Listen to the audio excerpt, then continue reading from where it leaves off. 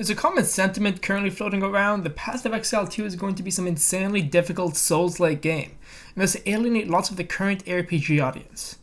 While obvious inspiration has been taken from Souls games, especially when it comes to boss design, I would argue that from a fundamental mechanical level, Path of Exile 2 is not a Souls-like game. Not even close. I'm going to be using Elden Ring here as my main example of a Souls-like game.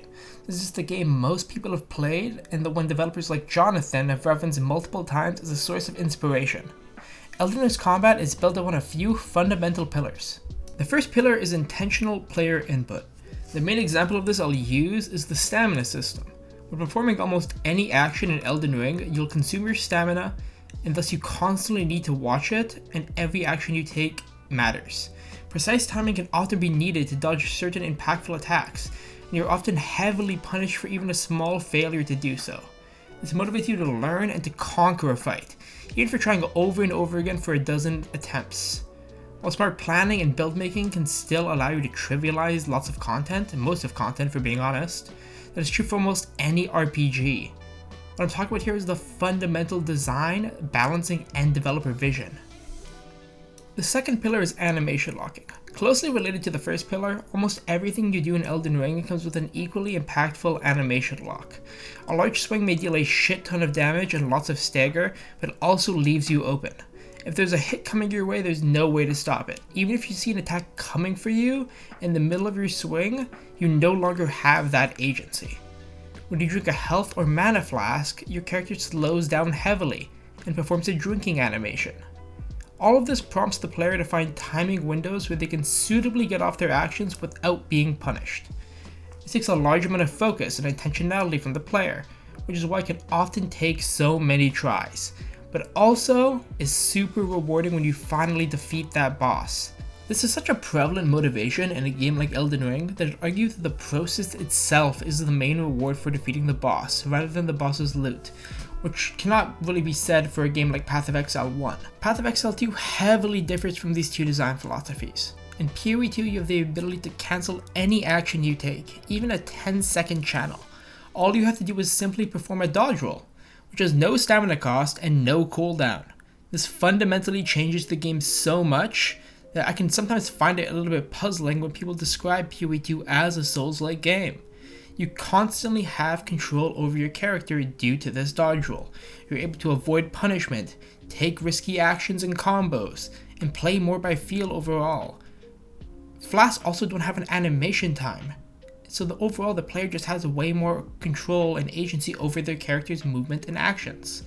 This is not to say that the game is an easy game by any means, and the developers have said as much, but I'll end up coming back to that one later.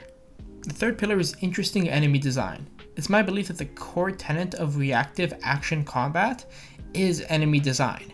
Enemies are a problem for the player to solve. So you have a simple problem, you end up with a simple solution.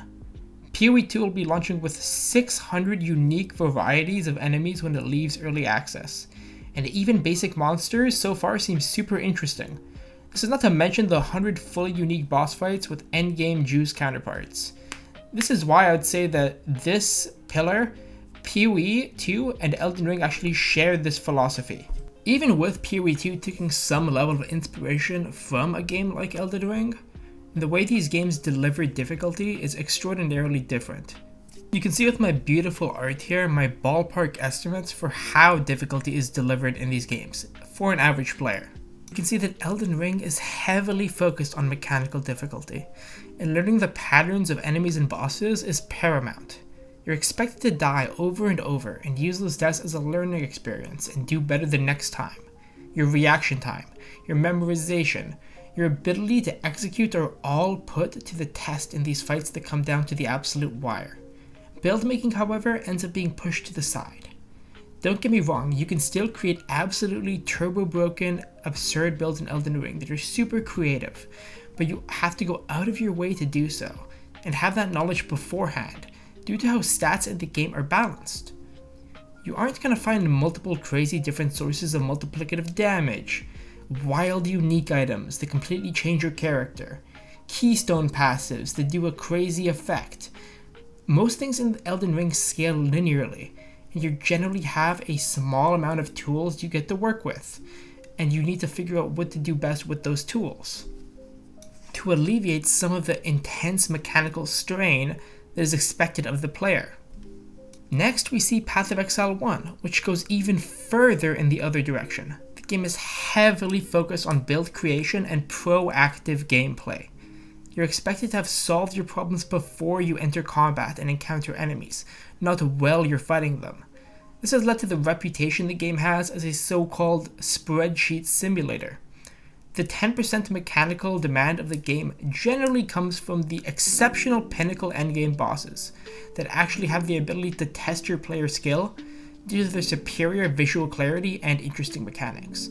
There's obviously exceptions to this 10% mechanics. If you watched the Gauntlet recently, you see Ben displaying outstanding mechanics in these boss fights that allow him to do things far above what you should be able to do. But things like that are very wide and far and few between and not really applicable to the average player.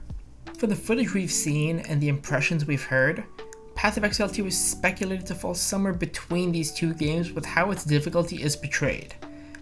My opinion is the game will have a significant mechanical element, far more than PoE 1, of approximately 35%. But the game will still probably be majority focused on build making. It's almost impossible for it not to be, without changing the game fundamentally in what I would say most people would consider a negative way. PoE is PoE, Elden Ring is Elden Ring. Elden Ring has very simple system design to allow it to be so focused on its mechanical design.